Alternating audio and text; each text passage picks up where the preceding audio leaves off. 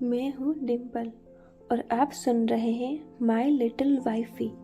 आइए जानते हैं इस कहानी के बारे में। मतलब ये कि ये बेड काफ़ी बड़ा है, हम दोनों आराम से यहाँ सो सकते हैं। इतना बोलकर वो बेड के एक साइड खिसक गई और बीच में दो तकिए रख दिए। माहिर ने कुछ पल सोचा, फिर वहीं दूसरी तरफ लेट गया। इतने दिनों से आज वो कुछ कंफर्टेबल होकर सोया था। अवनी अब तक सो चुकी थी। माहिर को नींद आ ही रही थी कि एक पैर उसकी कमर पर आके गिरता है। वो अवनी का पैर था। माहिर उसकी ओर देखता है तो अवनी बड़े ही अजीब ढंग से सो रही थी और उसकी टी शर्ट भी थोड़ा ऊपर हो गई थी। उसका गोरा और फ्लैट टमी थोड़ा दिख रहा था। माहिर उसका पैर उठाता है और धीरे से बेड पर रख देता है। फिर वापस वो दूसरी तरफ घूमकर लेट जाता है। तो इस बार अवनी का हाथ उसकी चेस्ट पर आता है, तो फिर से अवनी का हाथ उसके ऊपर आता है। इस बार माहिर उसका हाथ हटाता नहीं है और सो जाता है। अगली सुबह 7 बजे माहिर की नींद खुलती है।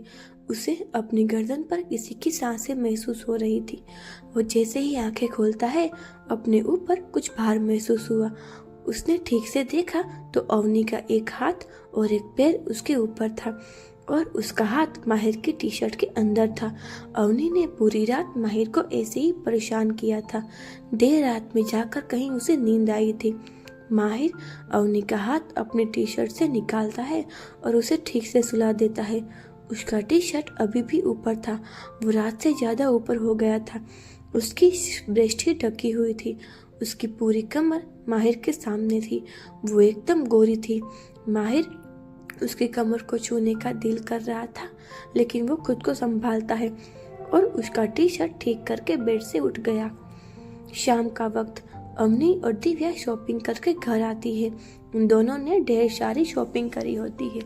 अवनी सुप्रिया जी को एक बैग देते हुए कहती है, ये लीजिए मोम, आपका सामान जो आपने मंगवाया था। सुप्रिया जी बैग ले लेती है। दिव्या अपनी सारी शॉपिंग सुप्रिया जी को दिखाती है। अवनी बेटा, तुमने क्या लिया? उन्होंने अवनी से पूछा। अवनी ने भी अपने लिए कुछ कपड़े लिए होते। अवनी उन्हें सब दिखाती है, लेकिन एक बैग वो अपने पास रख देती है। बेटा, उसमें क्या है? सुप्रिया जी पूछती है। कुछ नहीं मॉम, अवनी कहती है। उस बैग में एक शर्ट था जो उसे माहिर के लिए काफी पसंद आया था। अवनी एक मॉल में एक ब्लैक कलर का शर्ट दिखा था जो उसे काफी पसंद आ गया था, इसलिए उसने माहिर के लिए वो खरीद लिया था। लेकिन सबको दिखाने में उसे अब शर्म आ रही थी। सब देखकर दिव्या अपना सामान लेकर अपने रूम में चली जाती है। अवनी भी सामान लेकर रूम में आती है। वो रूम में आकर सारे शॉपिंग बैग सोफे पर रख देती है। फिर वो अपना बैग लेकर बेड पर रखती है और अलमारी खोलती है अपने कपड़े को रखने के लिए, क्योंकि एग्जाम की वजह से उसे अपना बैग अनपैक करने का टाइम नहीं मिला था। वो अलमारी खोलकर देखती है पर पूरी अलमारी माहिर के कपड़ों और जूतों से भरी हुई थी।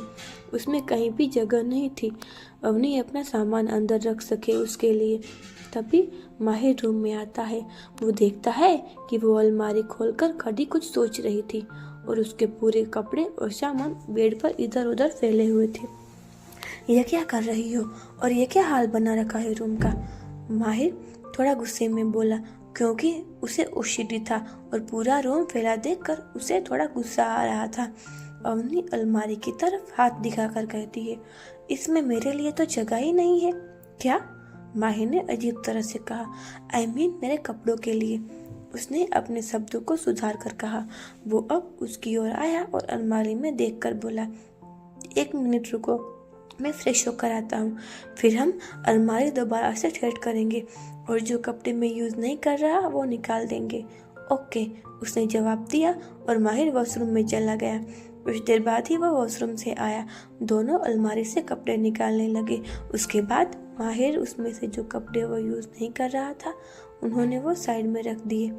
फिर वो अपने बाकी के कपड़े बहुत अच्छे से फोल्ड करके अलमारी में रख देता है। अब अलमारी एक साइड से पूरी खाली थी। ये लो, अब तुम अपने कपड़े रख दो, उसने उसकी ओर देखकर कहा। अरे, इतनी सारी जगह मैं क्या रखूंगी? मेरे कपड़े तो इतने हैं कि अगर उनके साथ में खुद भी इसमें बैठ गई तो भी बहुत सारी जगह बचेगी। इतनी सारी जगह देखकर वो हंसते हुए बोली थी। ये सुनकर माहिर ने अवनी के कपड़ों की ओर देखा। सच में वो कुछ कम ही थे। अवनी अपने कपड़े अलमारी में रखने लगती है और माहिर बाहर आकर अपने डिज़ाइनर को कॉल करता है। हेलो, वहाँ से आवाज़ आती है। हेलो, मेरी वाइफ के लिए कुछ कपड़े अभी घर भेज दो और मेक श्योर के कपड़े उसकी साइज़ के हो। Okay sir. फ़ोन रखकर वो वापस कमरे में आया। अब तक अवनी ने भी अपने कपड़े अंदर रख दिए थे। माहिर के आते ही अवनी उसे एक शॉपिंग बैग देती है। ये वही शर्ट था जो वो उसके लिए लेकर आई थी। ये क्या है? उसने पूछा। आपके लिए ही है, देखिए ना। माहिर शर्ट निकाल कर देखता है। कैसा लगा? अवनी ने पूछा। अच्छा है, उसने जवाब दिया और शर्ट को अलमारी में रखकर वो नीचे चला गया। अवनी अपना मुंह बगाड़ कर उसकी नकल करते हुए कहती है, अच्छा है, खड़ूस कहीं के। अब वो भी रूम से बाहर निकल कर नीचे आ जाती है। नीचे सब हॉल में बैठे हुए थे। अवनी के आते ही विजय जी कहते हैं, अरे अवनी बेटा आओ ना। वो जाकर उसके पास बैठ जाती है। बेटा, अब तो तुम यहाँ पर सेट हो गई हो ना? विजय पूछते हैं। यस डैड, वो जवाब देती है। बेटा, कल तुम ऑफिस क्यों नहीं आ जाती? तुमने अभी तक हमारा ऑफिस भी नहीं देखा और वैसे भी कल हमारी नई बिल्डिंग की ओपनिंग है। विजय जी कहते हैं, हाँ डैड, ये बहुत अच्छा आइडिया है, हम सब कल ऑफिस चलेंगे। कबीर एक्साइटेड होकर कहता है, ठीक है, फिर हम सब कल ऑफिस चलेंगे। सुप्रिया जी कहती है। थोड़ी देर बात करके सब अपने अपने रूम में चले जाते हैं। कबीर, दिव्या और अवनी कबीर के रूम में बैठे बातें कर रहे थे और मस्ती कर रहे थे। माहिर अपने रूम में था।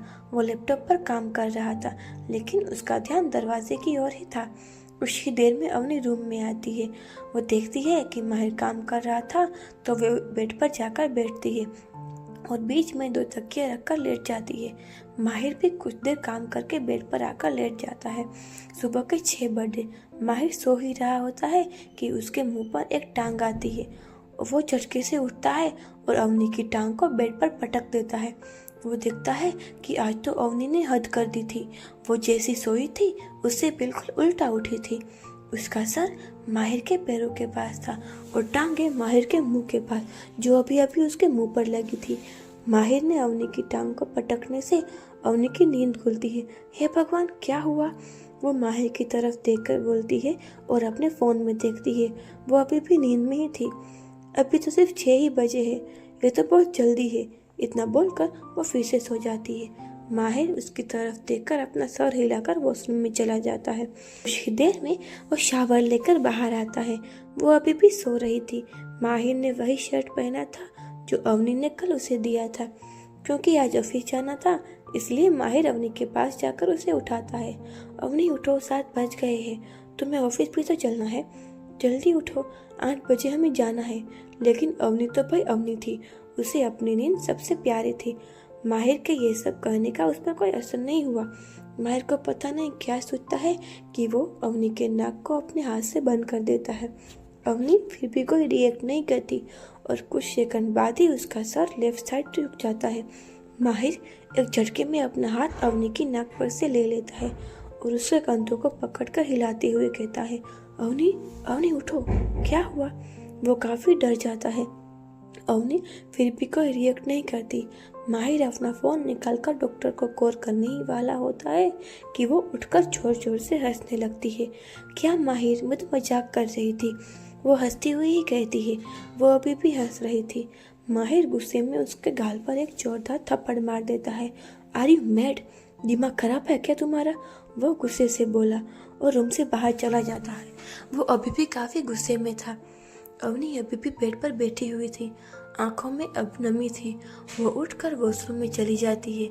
माहिर बालकनी में खड़ा था। उसे खुद पर ही गुस्सा आ रहा था। उसे अफसोस हो रहा था कि वो अवनी पर हाथ कैसे उठा सकता है, लेकिन उस वक्त वो काफ़ी डर गया था। लेकिन जब अवनी ने कहा कि वो मजाक कर रही थी तो उसे काफ़ी गुस्सा आ जाता है और वो अपना कंट्रोल खो देता है, जिसकी वजह से उसका हाथ उठ जाता है। कुछ देर बाद ही उधर अवनी वॉशरूम से नहा कर आती है। वो देखती है माहिर रूम में नहीं था। वो बालकनी में जाती है। माहिर वहीं खड़ा था, उसकी पीठ अवनी की ओर ही थी। अवनी जाकर माहिर को पीछे से हक कर लेती है। आई एम सॉरी माहिर, मैं तो बस मजाक कर रही थी। मुझे नहीं पता था मेरे मजाक से आपको इतनी ठेस पहुंचोगी। उसकी आवाज़ से लग रहा था जैसे वो अभी रो देगी।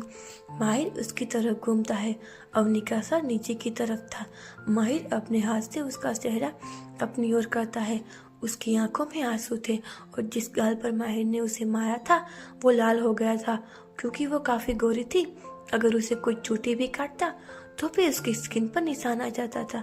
ये देखकर माहिर के दिल में एक टिस सी उठती है। वो उसे अपनी बाहों में भर लेता है। आई एम सॉरी अवनी, मैं तुम पर हाथ नहीं उठाना चाहता था, लेकिन पता नहीं क्यों मुझे इतना गुस्सा आ गया। प्लीज़ मुझे माफ़ कर दो, वह कहता है। उसकी आंखें भी नम थी, वो अब भी उसके गले लगी हुई थी।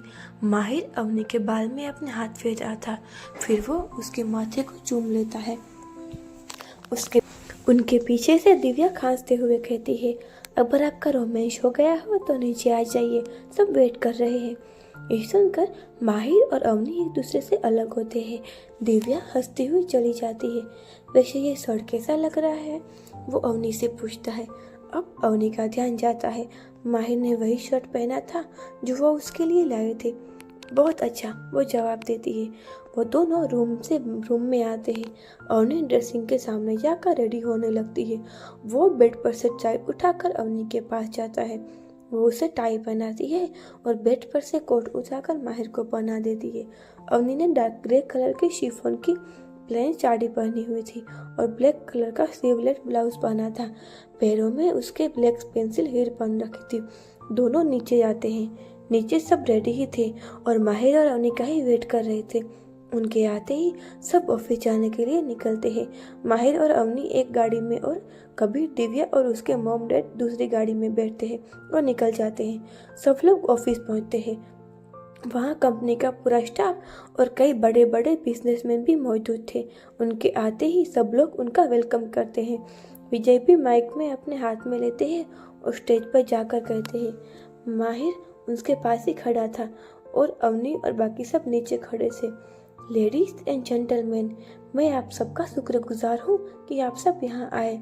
आज खुशी का दिन है क्योंकि आज हम अपनी कंपनी को एक्सप्लोर कर रहे हैं और उससे भी ज़्यादा खुशी की बात यह है कि आज मेरे बेटे की पत्नी मिसिस अवनी माहिर ओबरॉय पहली बार इस ऑफिस में कदम रखेंगी और हमारी नई बिल्डिंग की ओपनिंग भी करेंगी।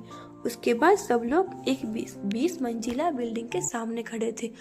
अवनी बेटे यहाँ आगे आओ, विजय कहते हैं। अवनी आकर आगे खड़ी माहिर के साथ खड़ी हो जाती है। फिर वो अवनी को एक कैंची देता है रिबन काटने के लिए। अवनी कैंची अपने हाथ में नहीं लेती और माहिर के हाथ पर हाथ रखकर रिबन काट देती है। इस तरह माहिर और अवनी एक दूसरे के साथ रिबन काटते हैं। उसके बाद सब लोग अंदर आते हैं। सब लोग बहुत खुश थे, लेकिन इस बीच दो जोड़ी आंखें अवनी को ही घूर रही थी। अगर आपको यह कहानी पसंद आ रही है तो चैनल को लाइक, शेयर और सब्सक्राइब जरूर कीजिए। और इतने दिन आपको वेट करवाने के लिए सॉरी।